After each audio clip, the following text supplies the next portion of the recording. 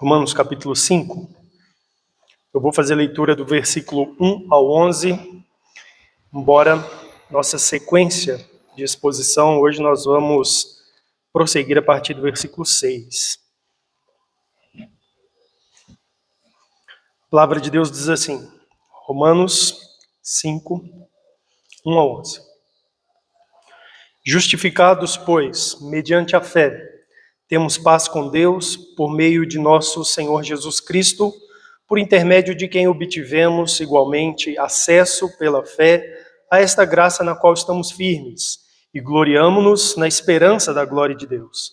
E não somente isso, mas também nos gloriamos nas próprias tribulações, sabendo que a tribulação produz perseverança, e a perseverança, experiência, e a experiência, esperança.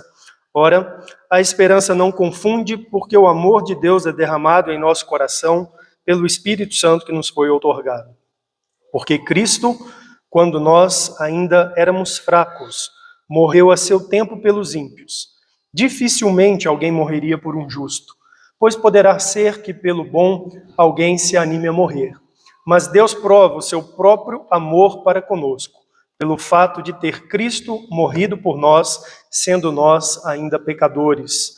Logo, muito mais agora, sendo justificados pelo seu sangue, seremos por ele salvos da ira. Porque se nós, quando inimigos, fomos reconciliados com Deus mediante a morte do seu Filho, muito mais, estando já reconciliados, seremos salvos pela sua vida. E não apenas isso, mas também nos gloriamos em Deus por nosso Senhor Jesus Cristo, por intermédio de quem recebemos agora a reconciliação. Uma coisa que eu tenho reparado ao longo dos anos, especialmente tentando atender, acudir e instruir as pessoas quanto a questões espirituais, é que as pessoas tendem a duvidar do amor de Deus. É possível que você já tenha passado por isso, ou esteja passando por isso. As pessoas, às vezes, duvidam do amor de Deus. Especialmente isso acontece quando elas estão padecendo, quando elas estão passando por sofrimentos. Se Deus me ama, por que Ele permite que isso aconteça na minha vida? Por que Ele permite uma tribulação tão pesada, tão longa? Se Deus me ama, por que Ele não quer me ver feliz? Eu não estou feliz, minha vida não está feliz. Por que Ele não me dá uma vida feliz? Sabe qual que é o problema, irmãos, com isso? É que nós, nos nossos pecados, olhamos na direção errada e avaliamos o amor de Deus por critérios errados. Quando as pessoas fazem assim, elas estão com a sua avaliação comprometida e elas precisam, então, de serem orientadas por aquilo que é santo, por aquilo que é puro, por aquilo que é justo, que não é contaminado, ou seja, a palavra de Deus revelada a nós. Ela é a palavra de Deus, não há nela nada de humano, ela é pura, santa, justa, não contaminada, e ela pode nos dar os critérios adequados para que nós possamos avaliar, por exemplo, a realidade do amor de Deus por nós. Então nós precisamos olhar para a Bíblia. A Bíblia é quem nos mostra, nos apresenta esses critérios verdadeiros para que possamos conhecer o verdadeiro amor de Deus por nós. E quando nós buscamos isso na Escritura, a Bíblia aponta em uma direção. A direção que nós devemos olhar é na direção do Calvário. É essa direção. E aí nós percebemos quanto nós estamos equivocados. Porque nós estamos olhando para nós mesmos, para as nossas tribulações, para o nosso sofrimento, para a nossa vida, o nosso projeto, enquanto que a direção certa é olhar para o Calvário, bem distante de nós. E lá nós aprendemos e conhecemos que de fato Deus nos ama. Uma coisa muito preciosa é participar de uma igreja. Eu tenho uma gratidão a Deus muito grande por ser instruído no Evangelho desde novo e participar de igreja desde novo. E uma das coisas que marcou minha vida, e eu canto isso até hoje com os meninos lá em casa, e é uma música, inclusive, que a gente canta com as crianças aqui na igreja, foi aprendida por mim ainda na infância, na escola dominical. Uma música com uma letra muito simples, é para criança bem pequenininha mesmo. bem pequenininha, daquelas classes, né, em que as crianças estão ali bem novinhas, em que as tias cantavam assim: por mim morreu Jesus, cravado numa cruz, no Monte do Calvário, por mim morreu Jesus. Eu estava me recordando de novo da letra dessa canção, desse corinho. Tão verdadeira, tão bíblica, e que ensina as crianças a olhar na direção correta. Lá para o Calvário. É lá que nós temos que aprender e é lá que nós vamos conhecer o amor de Deus por nós. Ser amado, irmãos, é a mais sublime de todas as experiências que uma pessoa pode ter.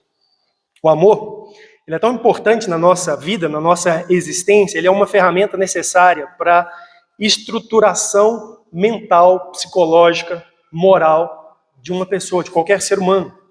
A ausência do amor provoca danos terríveis à realidade humana. Danos terríveis. Seres humanos crescem e eles têm problemas quando eles não experimentam amor. Eles têm problema com insegurança, com medo, com agressividade, com desespero, com pânico, com desvio de caráter, né? A pessoa se torna alguém assim com um egoísmo profundo, sempre voltado para si mesma, porque ela não experimentou o amor de outra pessoa voltado para ela. A pessoa vive realidades onde há confrontos, conflitos, ataques morais, desrespeito, desonra. A ausência do amor provoca a violência física.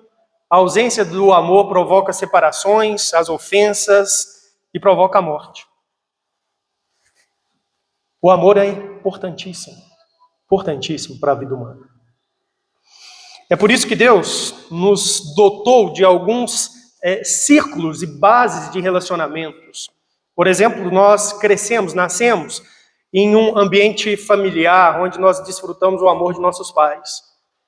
Um amor que nós vemos quando nós percebemos a proteção, a realidade do lar, da família, da estrutura organizada para que haja ali um acolhimento, para que haja segurança.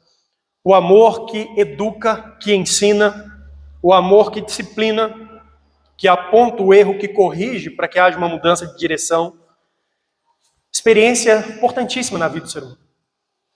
Deus nos deu o amor de amigos, a possibilidade de termos relacionamentos com outras pessoas, onde nós desfrutamos ali da presença um dos outros. Nós precisamos disso, do apoio, da possibilidade de compartilhar nossas vidas. Isso é uma graça muito grande, poder compartilhar a vida. Não sei se você já viu aqueles filmes onde eles idealizam uma pessoa que vive, né, por um tempo num ambiente de profunda solidão, por exemplo, o náufrago. E aí você percebe assim, quão é grato, quão é maravilhoso você ter pessoas para compartilhar a sua vida. Pessoas com quem você pode procurar conselhos. E nós encontramos isso no amor entre pessoas, fraterno, com amigos. Deus nos proporciona isso. Deus nos proporciona um amor conjugal, onde nós encontramos companheirismo, nós encontramos cuidados mútuos, compromissos e ideais conjuntos, compartilhados, confiança, a confidência, a intimidade profunda. Tudo isso está relacionado ao amor conjugal. Mas, irmãos, de todos os amores que nós podemos experimentar como seres humanos, o mais importante, aquele que vai proporcionar a mais sublime de todas as experiências, a vida mais feliz que o ser humano pode ter, é o amor do seu Criador. Esse é o maior de todos, é o mais importante deles. É aquele que vai oferecer cura para todos os nossos males. É aquele que vai suprir onde o pecado nos fez faltar em amor. É o amor de Deus por nós. Onde na nossa experiência temos traumas, tivemos ausência de algum desses elementos relacionados ao amor, nós podemos encontrar no amor de Deus a cura para essas coisas. Ele é o mais sublime de todos. E é desse amor que nós vamos aprender a conhecer hoje aqui na Palavra de Deus. A conhecer e a reconhecer, instruídos pela Palavra de Deus. aquela que é pura, que é santa, e que nos ensina a olhar na direção certa. O contexto aqui desse capítulo 5, o apóstolo Paulo está pregando o evangelho, ele está ensinando o evangelho à igreja de Roma, o evangelho que ele como apóstolo pregava, ensinava. Ele está tratando aí de desafios, especialmente para a pregação aos judeus. Capítulo de número 3, ele fala da justificação. Capítulo de número 4, ele fala da justificação em Abraão, respondendo ali a várias questões que estão relacionadas a dúvidas e resistências que os judeus tinham em abraçar a mensagem do evangelho pela salvação em Cristo. E então aqui no capítulo de número 5, nos primeiros 11 versículos, ele basicamente vai apresentar as bênçãos que nós temos depois de estarmos justificados. Justificado significa declarados justos. Depois de termos recebido de Deus essa sentença, vou tratá-lo como justo, você está justo diante de mim. Então ele apresenta essas bênçãos aqui e nós estamos olhando ela à medida que nós seguimos nos versículos. A última dessas bênçãos que nós olhamos na semana passada tem a ver então com o amor de Deus. No versículo de número 5 ele diz assim: ora, a esperança não confunde, porque o amor de Deus é derramado no nosso coração pelo Espírito Santo. Então, a bênção que nós temos é a esperança da salvação, aquela certeza das bênçãos plenas em Cristo Jesus. Mas essa esperança, ela traz junto aquilo que Paulo declara aqui como um derramar do amor de Deus no nosso coração pelo Espírito Santo que nos foi outorgado. E aí, então, no versículo de número 6, ele vai explicar isso para nós. Versículo de número 6 tem a ligação, ele diz assim: porque Cristo, quando nós ainda éramos fracos, morreu a seu tempo pelos ímpios. Então, essa é a ligação do versículo 6 com o versículo anterior. O que ele está aqui construindo no seu argumento? O que Paulo está aqui nos dizendo é o seguinte: irmãos, o amor de Deus ele é derramado abundantemente no nosso coração. Nós experimentamos isso. Mas qual que é a base disso? Como é que nós podemos, de fato, experimentar isso? Como é que ele é derramado? Como é que nós podemos perceber e sentir esse amor tão profundo, profuso e abundante na nossa vida?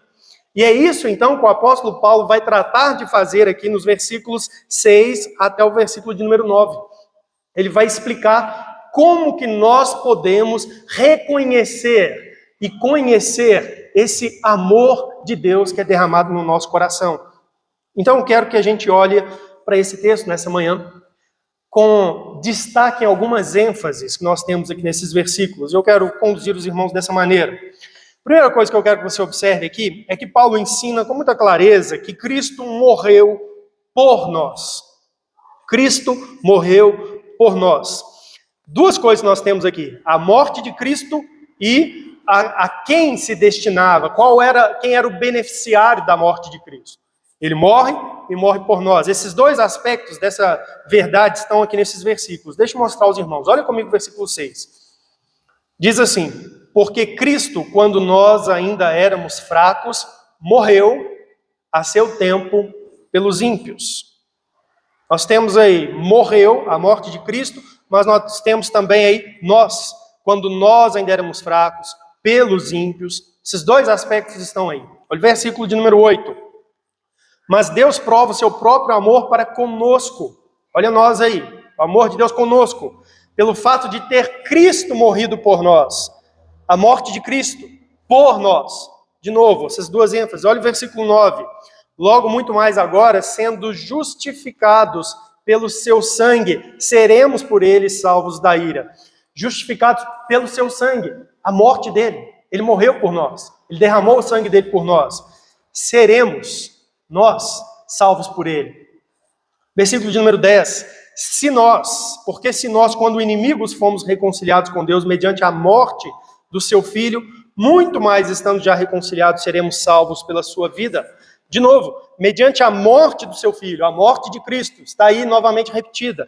E ele coloca aí no versículo 10, se nós fomos reconciliados, seremos salvos, nós estamos aí também. Cristo morreu por nós. Esse é o ensino, é a verdade espiritual que está permeando esses versículos aqui. Versículo de número 11. E não apenas isso, mas também nos gloriamos em Deus por nosso Senhor Jesus Cristo, por intermédio de quem recebemos agora a reconciliação. Nós nos gloriamos por Cristo. Como assim por Cristo? porque por meio dele recebemos reconciliação, ou seja, pela morte dele na cruz do Calvário, fomos reconciliados. Então nós nos gloriamos. Então ele morreu por nós para que nós possamos nos gloriar em Deus. Então a morte de Cristo por nós está aqui em toda essa passagem. Cristo morreu e ele morreu por nós. Nós cantamos aqui, pensou em mim, o meu Jesus me salvou. É isso que a Bíblia ensina. Cristo morreu por nós. E o que nós precisamos, então, prestar atenção? Esse fato, irmãos, ele aponta a base, esse elemento que precisa ser conhecido e reconhecido, do qual o amor de Deus é experimentado. Como assim o amor de Deus é derramado no nosso coração? Qual que é a base disso? Bem, Cristo morreu por você.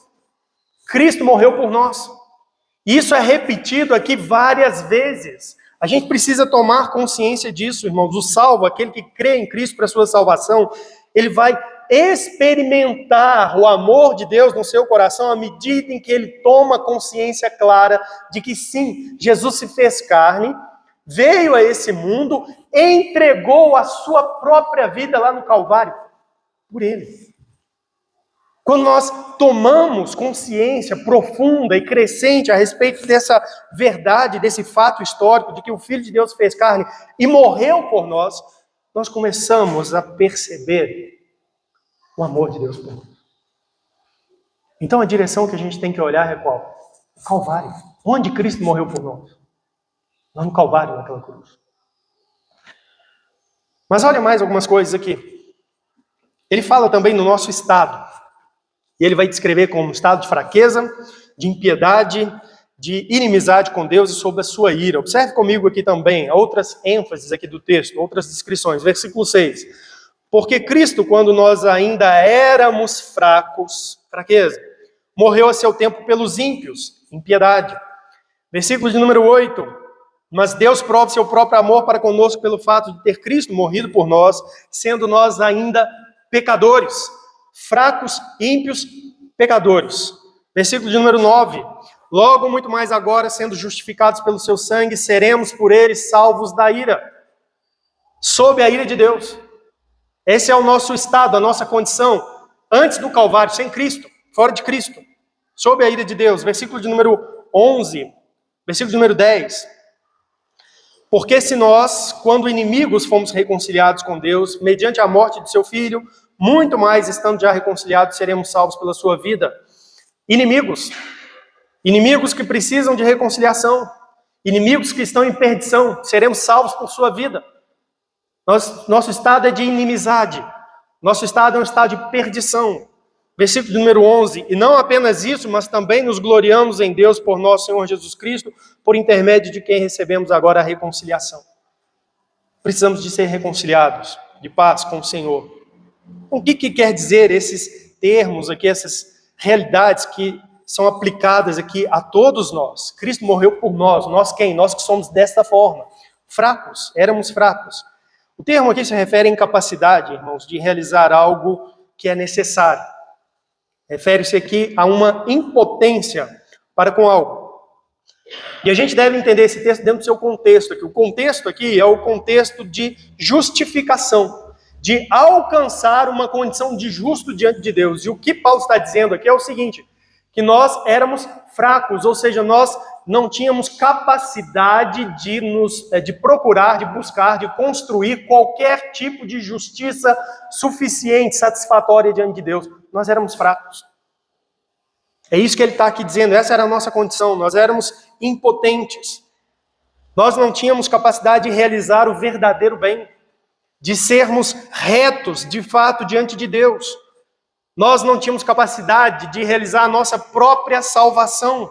Nenhum ser humano é capaz disso, nem de realizar, muito menos de realizar isso por outras pessoas.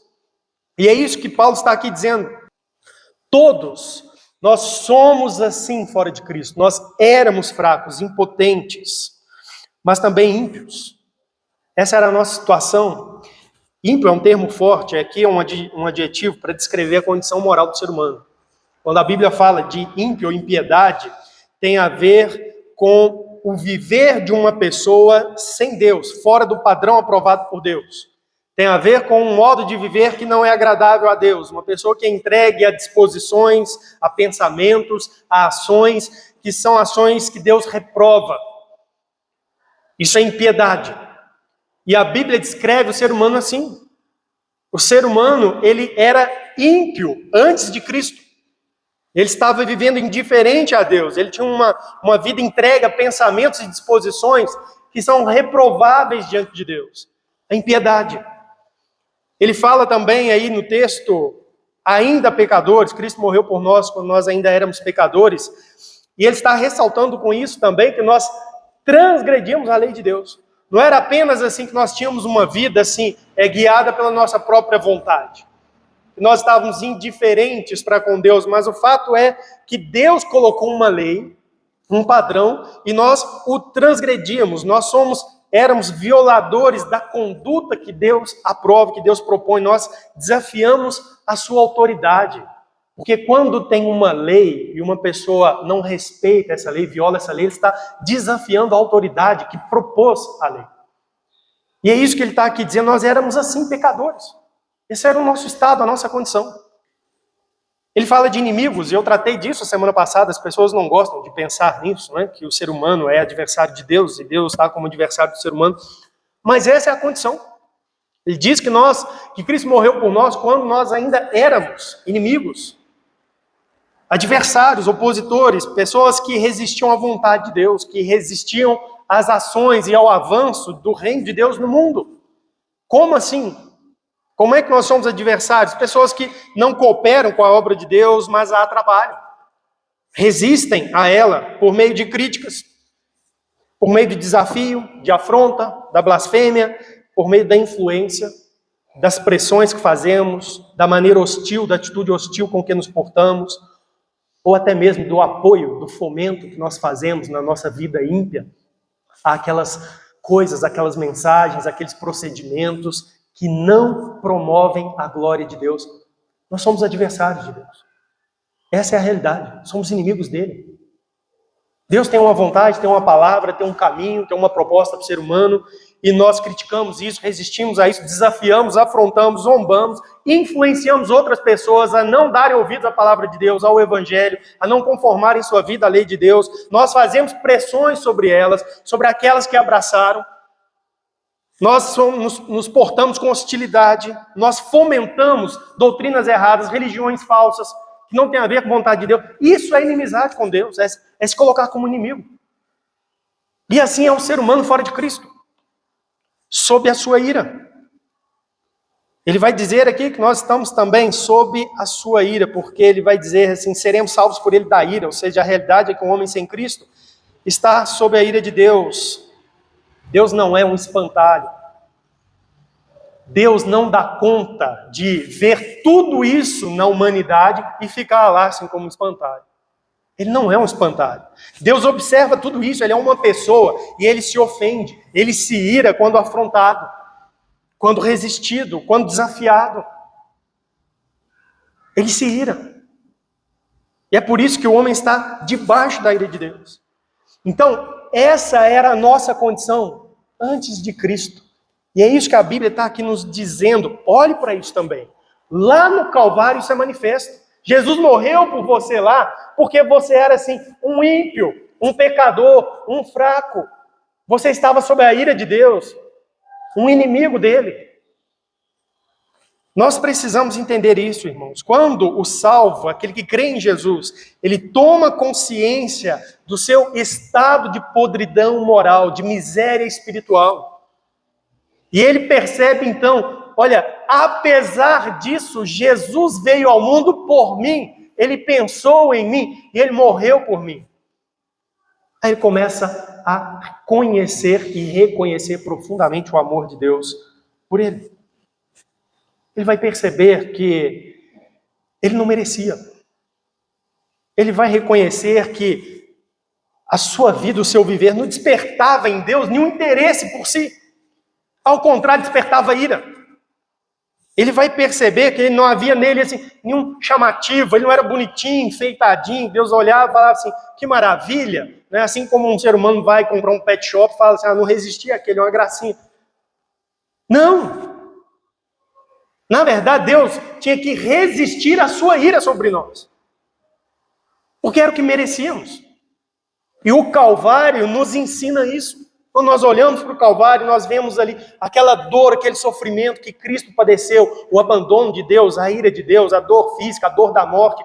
Era o nosso lugar. Era nós que devíamos padecer aquilo.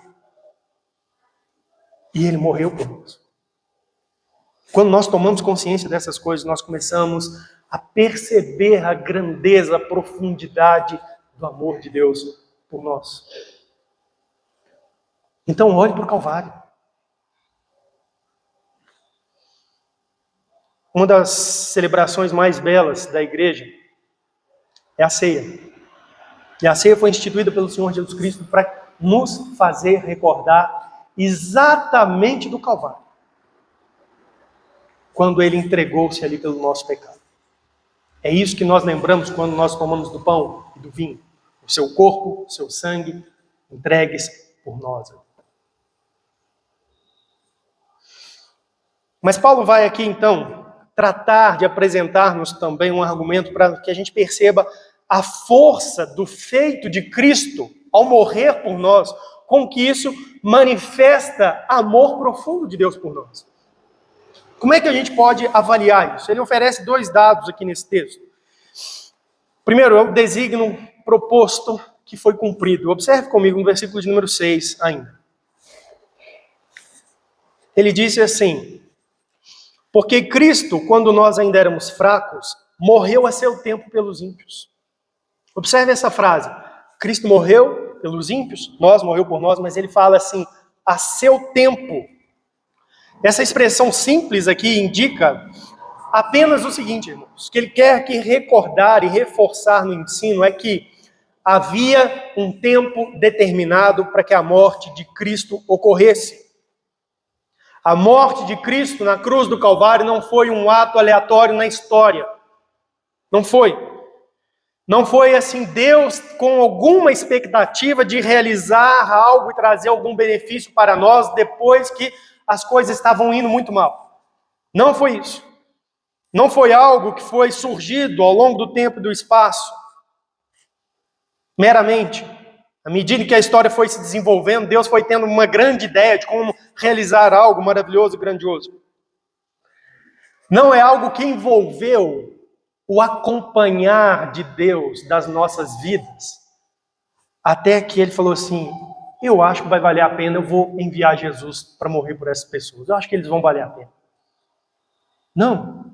O que Ele está dizendo aqui é que a seu tempo, ou seja, havia um tempo designado, existia um propósito, havia um plano pré-estabelecido para que Cristo morresse por nós, sendo nós ainda pecadores. O apóstolo Paulo trata isso com muita firmeza. Por exemplo, em Gálatas, ele diz assim também, quando ele está ali instruindo os Gálatas sobre o verdadeiro evangelho, ele não deixa de resgatar esse elemento. Ele diz assim, ouçam, Gálatas 4:3, assim também nós, quando éramos menores, estávamos servilmente sujeitos aos rudimentos do mundo, vindo, porém, a plenitude do tempo, Deus enviou seu Filho, nascido de mulher, nascido sob a lei, para resgatar os que estavam sob a lei, a fim de que recebêssemos a adoção de filhos. Observe, a fim de que recebêssemos a adoção de filhos, ou seja, para que experimentássemos o amor de Deus como filhos, Cristo foi enviado para nos resgatar do pecado na plenitude do tempo. Paulo está dizendo, isso já tinha um propósito, um desígnio pré-estabelecido. Deus na eternidade, Ele já amou pessoas. E Ele então determinou nos seus decretos salvar essas pessoas por amor em Cristo Jesus.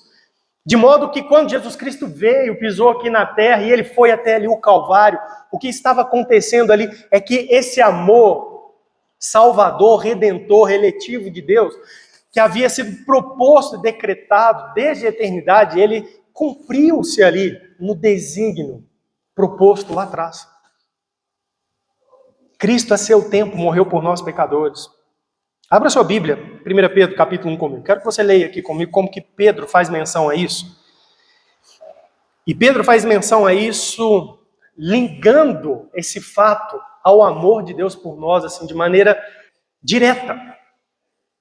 1 Pedro, capítulo 1, versículo 18. Pedro diz assim: sabendo que não foi mediante coisas corruptíveis como prata ou ouro, que fostes resgatados do vosso fútil procedimento, que vossos pais vos legaram, mas pelo precioso sangue, como de cordeiro, sem defeito e sem mácula, o sangue de Cristo. Estou falando aqui da morte de Cristo. Fomos resgatados por aquilo que Cristo fez por nós lá no Calvário. Ele derramou o seu precioso sangue, sem mácula, sem culpa, por nós. Versículo continua dizendo assim, 20. Conhecido com efeito antes da fundação do mundo. Isso já estava determinado. Antes de Deus criar o mundo, isso já era conhecido. Já havia um plano, um desígnio, um propósito de que Deus salvaria o seu povo por meio da morte de Jesus Cristo que viria. E aí ele termina dizendo assim: porém manifestado no fim dos tempos por amor de vós. Olha como que o ensino dos dois apóstolos combina. O que Paulo está dizendo? Agora, porém, isso foi manifestado. Lá no Calvário isso foi manifestado.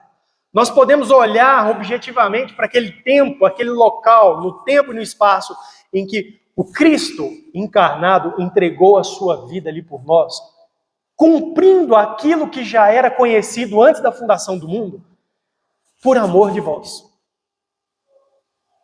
Por amor de vós. Porque Deus nos amou. Ele, nos seus desígnios, propôs que Cristo morreria pelos nossos pecados antes mesmo de nascermos. Nós cantamos um primeiro mundo que fala sobre isso, o amor perene de Deus. Amava-nos, Senhor, antes de romper a luz, o ato criador. Deus já nos amava. E lá no Calvário, esse amor é manifesto. Porque aquele que morreu lá, no tempo certo, ele está cumprindo o desígnio proposto por esse amor do Senhor. É isso. Então, quando nós conhecemos isso, irmãos, quando nós percebemos isso, que Deus nos amou e Ele designou Cristo para nos salvar, antes de existirmos, Cristo pensou em nós, Deus pensou em nós. Propôs o seu Filho, designou o seu Filho, e Ele cumpriu isso, sendo fiel ao seu amor. No tempo certo, Jesus veio para morrer por nós. Quando nós pensamos nisso, nós somos tomados por um entendimento claro de que realmente Deus nos ama profundamente. É essa consciência que a gente precisa ter. À medida que nós aprendemos isso, nós vamos experimentando, de fato, derramar do amor de Deus no nosso coração pelo Espírito Santo. É isso. Ah, mas e aqueles momentos que as pessoas têm dúvida? Será que Deus me ama mesmo? Eu estou sofrendo, a vida está tão difícil, etc. A Bíblia nos diz assim, Ele ama. Olhe para o Calvário. No Calvário, Deus cumpriu aquilo que Ele estabeleceu por amar você antes de você existir. Muito, muito à frente da sua experiência de vida, das dores da sua vida, Ele te amou. E Ele cumpriu aquilo que foi designado por você. Você percebe como a Bíblia nos corrige, nos dá a direção certa? Nós precisamos olhar para o Calvário, irmãos.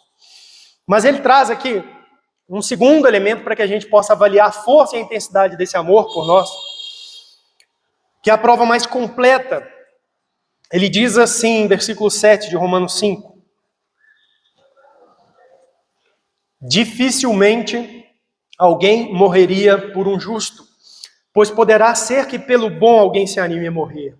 Mas Deus prova o seu próprio amor para conosco, pelo fato de ter Cristo morrido por nós, sendo nós ainda pecadores.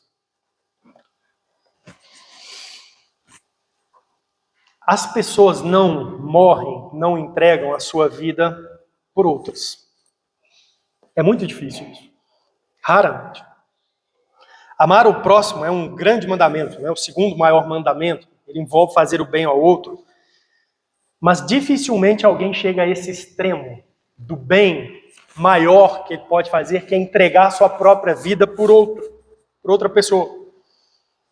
Às vezes acontece, mas é raro.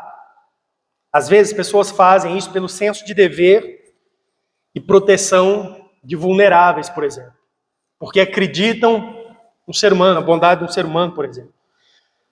Há pouco tempo atrás, 1 ano e pouco atrás, 2 anos, a gente viu aquela notícia triste de uma professora que morreu a golpes de uma ferramenta cortante ali no sul do país para proteger crianças de uma creche que está sendo atacada por um homem ímpio. É uma coisa impressionante. Mas por que isso?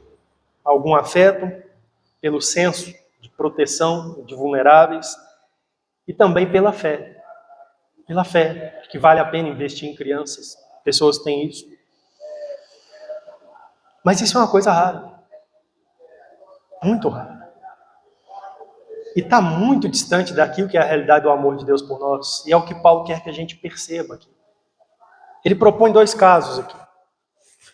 Uma pessoa justa e uma pessoa boa. Ele diz aí assim: dificilmente alguém morreria por um justo, pois poderá ser que pelo bom alguém se anime a morrer. O que ele está propondo aqui? O justo aqui seria uma pessoa que manifesta integridade moral na sua vida. Pessoa respeitável pela sua conduta conhecida. É um justo. E ele está dizendo assim, dificilmente alguém morreria por isso. Não é verdade? As pessoas falam assim, não, fulano, boa pessoa e tal, mas dá a minha vida pela vida dele. O bom seria aquela pessoa que nos desperta algum tipo de afeto, algum tipo de consideração, especialmente por provavelmente já termos um histórico de termos recebido alguma benevolência daquela pessoa. É o tipo de pessoa com quem a gente teria assim, uma disposição de acompanhá-la, de estar com ela e de fazer até algo por ela para retribuir a sua bondade que em algum momento da vida recebemos. Mas Paulo diz assim, talvez por alguém assim, uma pessoa se anime a morrer. Como uma retribuição. Puxa, fulano, né, fez por mim isso. Mas mesmo assim é muito difícil. Em geral, as pessoas até se dispõem. Não, estou com você, eu te ajudo no que for preciso, mas dar minha vida por você, não. Nossa, você foi tão bom comigo e tal, tô aí, sou pau para toda obra, mas dar minha vida por você. E o argumento aqui, então, de Paulo é o seguinte. Deus prova o seu amor para conosco pelo fato de ter Cristo morrido por nós. Ele deu o seu Filho por nós, sendo nós ainda pecadores. A força do argumento está aqui. Sendo nós ainda pecadores. O que isso quer dizer? Nós não éramos justos. Pessoas de integridade moral assim reconhecida. Nós não éramos isso. E pessoas nessa condição assim já dificilmente arranjam alguém que as ame a ponto de morrer por ela. E nós estávamos longe disso. Nós éramos pecadores, ímpios, inimigos de Deus. Enfurecíamos ele. Essa era a nossa condição. Bons. Nós éramos bons? Não, nós éramos pecadores. Nós tínhamos realizado alguma coisa que despertasse em Deus assim qualquer dever, senso de dever. Olha, já que fez isso por mim, então vou enviar Jesus para morrer por ele. Não! Deus não tem senso nenhum de dever para conosco. Deus não tem senso nenhum de proteção de vulneráveis para conosco. Na verdade, Deus olha para nós e Ele nos vê fracos, incapazes de fazer qualquer tipo de justiça que possa ser reconhecido como algo respeitável para justificação. Deus olha para nós e fala assim, não vale a pena. É um poço de podridão, um poço de miséria. Inimigos. Em vez de nós realizarmos algo para com Deus, no sentido de apoiar sua obra, sem Cristo, no estado de pecado, nós estamos em oposição a Ele. Nós atrapalhamos o avanço do seu reino. Nós resistimos à sua vontade, nós pressionamos as pessoas que Ele está ganhando. Nós as desestimulamos, encorajamos. Nós pregamos mensagens erradas, damos aval a mensagens erradas com mais força, à medida que o Evangelho se aproxima de nós. Essa é a experiência de muitos que foram alcançados por Cristo. Passaram por um tempo de resistência, onde se apegaram ainda mais à sua religião, até que depois. E aí Deus olha tudo isso, e apesar disso, não éramos bons, não éramos justos, mas ainda assim Ele deu o seu Filho por nós. Você não vai encontrar esse tipo de amor em lugar nenhum do mundo. Esse é o amor de Deus por você. Essa é a força do amor de Deus por nós. E ali no Calvário, isso é expresso. Deus provou. Eu amo. Olha o meu filho entregue por vocês. Toda a impiedade, todo o pecado, eu estou cobrando nele para que vocês sejam justificados. Para que você tenha esperança de vida eterna. Para que você seja reconciliado comigo. Olha o que eu fiz. Eu entreguei meu filho por você. Ninguém fez isso. Eu faço. Essa é a força do amor de Deus por nós. Então a direção que a gente tem que olhar é o Calvário sempre. Sempre. Mas há mais uma coisa que a gente precisa perceber aqui no texto. Ele nos fala ainda dos resultados desse amor. Junto aí com a justificação, ele vai voltar ao tema inicial, principal, versículo de número 9. Ele vai nos dizer aqui no versículo 9, 10 e 11 que a justificação nos proporciona então 4 benefícios ainda. Que são benefícios desse amor. Versículo 9 ele diz, logo muito mais agora, se Deus nos ama e provou esse amor, mandando Cristo na cruz morrer por nós, então benefícios desse amor, logo muito mais agora, sendo justificados, nós somos justificados pelo seu sangue, por sua morte, seremos por ele salvos da ira. Primeiro, salvos da ira. 10, porque se nós, quando inimigos, fomos reconciliados, segundo, éramos inimigos, mas agora estamos reconciliados. Fomos reconciliados com Deus mediante a morte do seu Filho, muito mais, estando já reconciliados, seremos salvos pela sua vida. Terceiro, salvos pela sua vida. Versículo 11, e não apenas isso, mas também nos gloriamos em Deus por nosso Senhor Jesus Cristo, por intermédio de quem recebemos agora a reconciliação. Quarto, nos gloriamos em Deus. O que então são esses 4 benefícios aqui? Deixa eu falar sobre eles rapidamente. Salvos da ira. Esse amor de Deus provado em Cristo, sabe o que isso concretiza na nossa vida e na nossa existência eterna? Nós somos livres da ira. Deus nos livra do juízo dele. Deus nos livra da condenação do inferno. Nós não estamos mais debaixo da ira dele, mas estamos agora firmes no seu amor. Você já pensou nisso? A sua existência eterna está segura no amor de Cristo. Porque ele morreu, ele deu o Filho dele para morrer no Calvário pelo seu pecado. E agora você, crendo nele, é justificado. Você é salvo da ira. Aquele juízo, capítulo 1, versículo 18, capítulo 2, onde Paulo fala que Deus vai perscrutar até o profundo segredo do coração dos homens. Aquele juízo tão intenso, incisivo, que nos acusa, que nos coloca sobre... Nós somos tirados dessa posição. Nós temos segurança eterna, salvação eterna. Somos livres da ira. Se você entender isso, você vai perceber que o amor de Deus está profundamente derramado no seu coração. Salvo da ira. Reconciliado com Deus. Você não está mais nessa posição de adversário, de inimigo. Você foi reconciliado. Isso significa que há comunhão, que há, de novo, amizade, que há relacionamento, que nós fomos, de fato, feitos seus filhos. Em Cristo Jesus, a todos quantos o receberam, Deus, o poder de serem feitos filhos de Deus, não éramos. Éramos, na verdade, inimigos, mas agora nós somos reconciliados, a ponto de sermos feitos filhos de Deus, e estar sob o amor desse grandioso e maravilhoso Pai. Esse é o segundo benefício que nós temos. Salvos pela sua vida. Isso aqui é uma referência não à vida de Cristo, aqui à sua encarnação, seu primeiro tempo aqui na terra, mas isso aqui é uma referência à sua vida nesse exato momento. Nosso Senhor Jesus Cristo, ressurreto, vive e Ele prossegue a sua obra na glória celestial a nosso favor. A Bíblia diz que Ele permanece sendo o nosso mediador. O nosso intercessor. O nosso advogado. Ele vive e para sempre intercede por nós. Isso é garantia. Garantia de perseverança. Salvos por sua vida. Porque Ele vive lá. e lá, vivendo como Salvador, como mediador, como intercessor, nós somos mantidos e sustentados na caminhada. Isso é um grande benefício. O salvo não precisa temer, porque ele tem um Cristo vivo que o guarda. Isso é maravilhoso, irmãos. O amor de Deus é manifesto nesse ato constante de assegurar a nossa condição de salvos em Cristo, reconciliados, filhos de Deus.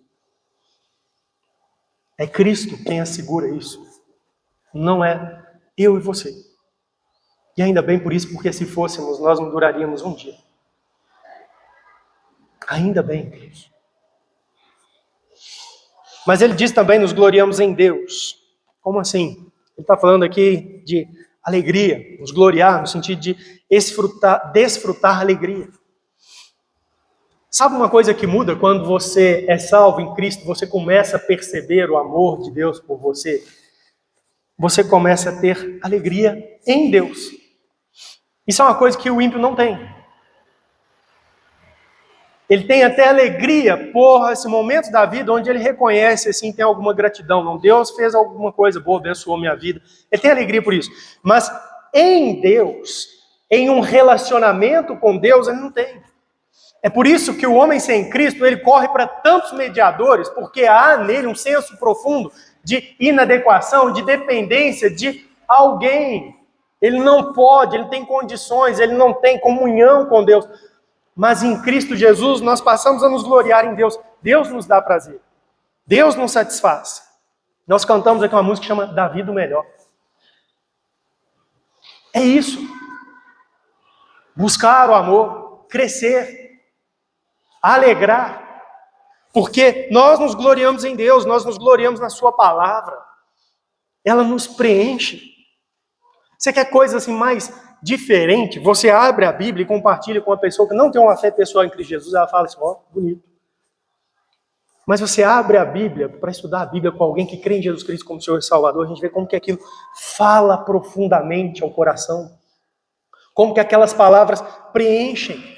Como que elas trazem gozo, alegria, consolo. Aumenta a nossa comunhão.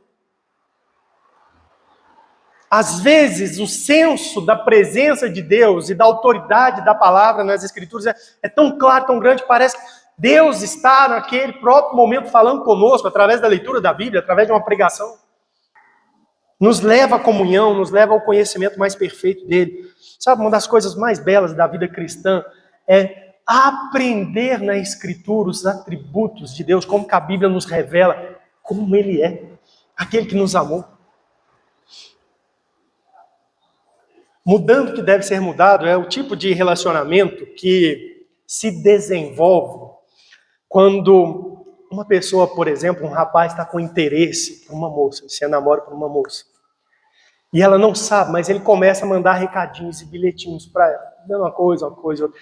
E ela vai sendo assim, agradada por aqueles recados e ela começa a ter assim, profundo interesse de conhecer.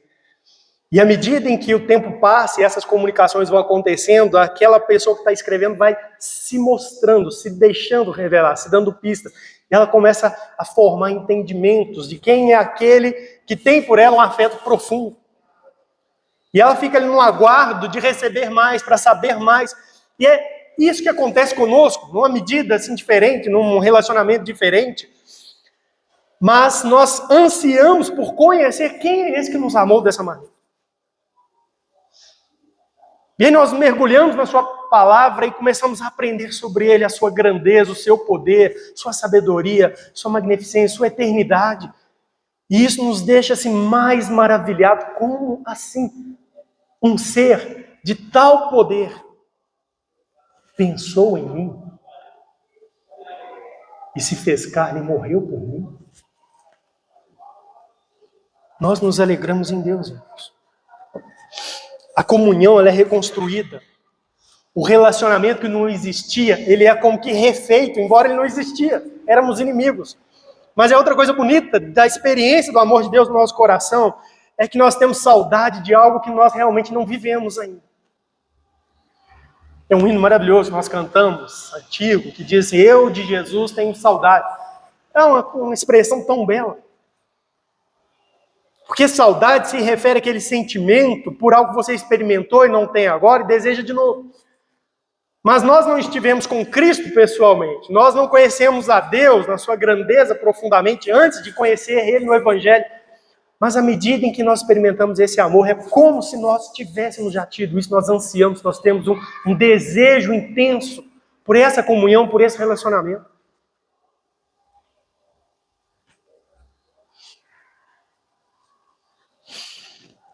João, apóstolo do amor, na sua epístola, ele fala uma coisa muito bonita sobre isso, nosso relacionamento, nossa comunhão com Deus. Ouça, 1 João 4,18, ele diz assim: no amor não existe medo. Antes, o perfeito amor lança fora todo medo. E o medo aqui que ele está falando, principalmente, é o medo em relação a nos aproximarmos do Deus Santo, poderoso, Criador, justo. Mas no amor, não tem mais esse medo. Nós não temos esse senso mais de inadequação. Nós perdemos o temor, no sentido de tremer o juízo e a ira de Deus. Não tem mais medo. O perfeito amor, que é o amor de Deus por nós, o puro, que emana de bondade, do caráter justo e santo e bondoso de Deus, que não é provocado, mas que emana de quem Deus é. Esse perfeito amor, João diz, lança fora todo medo. É por isso que o cristão tem segurança para falar com Deus. Ele pode ter segurança diante da morte.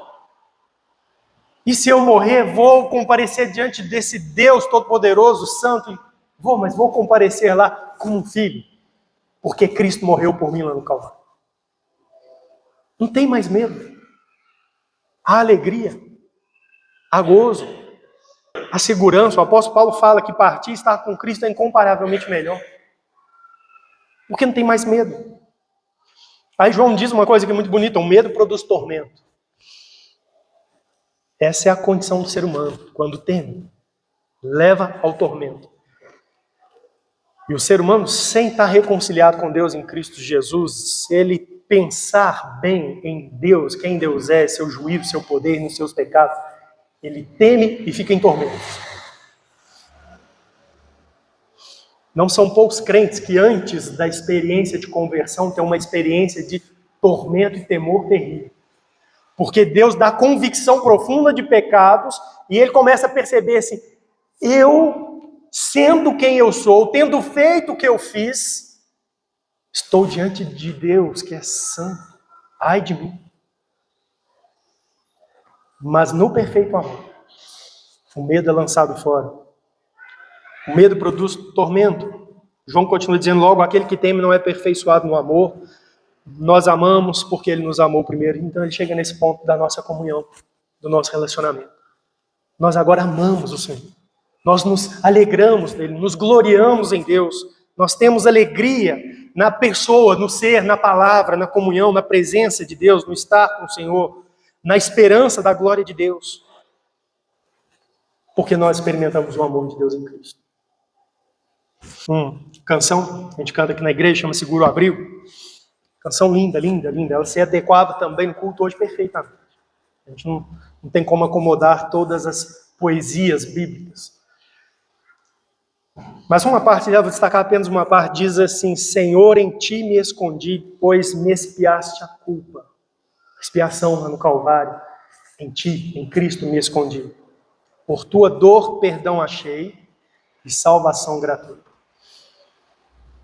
Pela dor dele, pela morte dele na cruz, nós encontramos perdão, reconciliação e salvação.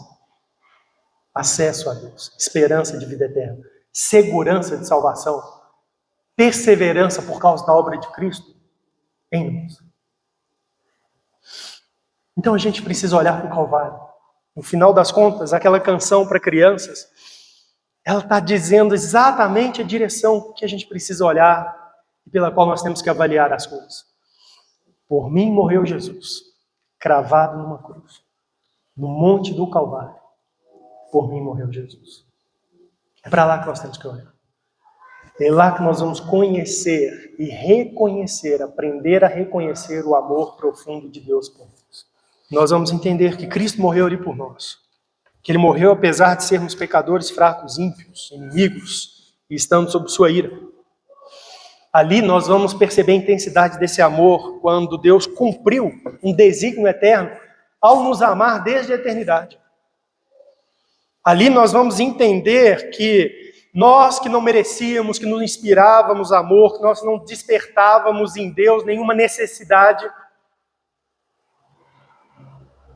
não éramos bons, não éramos justos, éramos assim ao contrário disso, ímpios, pecadores, desgarrados, e ainda assim Ele entregou o Filho dele por nós lá. É aí que nós vamos reconhecer a grandeza do amor de Deus. É reconhecendo os benefícios desse amor que somos salvos da ira. Nós somos reconciliados, que nós somos guardados na vida presente de Cristo, porque Ele intercede por nós, Ele nos mantém, nos sustenta, é o nosso advogado. É na alegria em Deus, porque fomos reconciliados, é que nós vamos perceber quanto Deus nos ama. E é o Calvário que nos faz entender isso. Então quero convidar você a olhar sempre na direção certa. Quando na vida as coisas se anuviam e nós passamos por longos sofrimentos às vezes, provas duras, nós não temos que olhar para o nosso umbigo, nós temos que lembrar que somos servos. E temos que olhar para o Calvário. Ali nós vamos sempre lembrar que o amor de Deus é real por nós. Que apesar de tudo que nós passamos e vivemos, é real o amor de Deus por nós. E porque Ele nos ama, nós podemos ter esperança. Nossa esperança em Cristo não está para essa vida aqui não. Se estivéssemos, seríamos os mais infelizes dos homens. Mas está para a vida futura. Eu queria também te encorajar a fazer isso, para você experimentar esse derramar do amor de Deus no seu coração. Porque eu sei, irmãos, que ao longo da vida, nós passamos por dor, morte, sofremos, conflitos, relacionamentos, dificuldades, temores. E de certa maneira, tudo isso manifesta a ausência de amor que o pecado trouxe para a nossa experiência. Nós deveríamos viver e ter experimentado o amor dentro do relacionamento familiar, com os nossos pais, com aqueles com quem nós relacionamos, nossos amigos, nosso próximo, dentro de casa, do casamento. Todos nós carregamos dores, porque a nossa experiência de amor nessas áreas são imperfeitas. Quanto mais longe da palavra de Deus, pior vivemos e experimentamos. E como eu disse, isso traz traumas profundos. Mas eu queria te encorajar a buscar o amor de Deus. Porque esse é o mais sublime de todos. É aquele que realmente tem poder para curar todas essas experiências nossas. E a cura não quer dizer nos livrar dessas dores, mas nos dar a esperança e preencher com o amor que nos faltou. Irmãos, você precisa aprender a buscar o amor de Deus assim. Esse é o mais importante de todos. É aquele que vai te proporcionar a mais sublime de todas as experiências na vida. Que é ser amado pelo Senhor.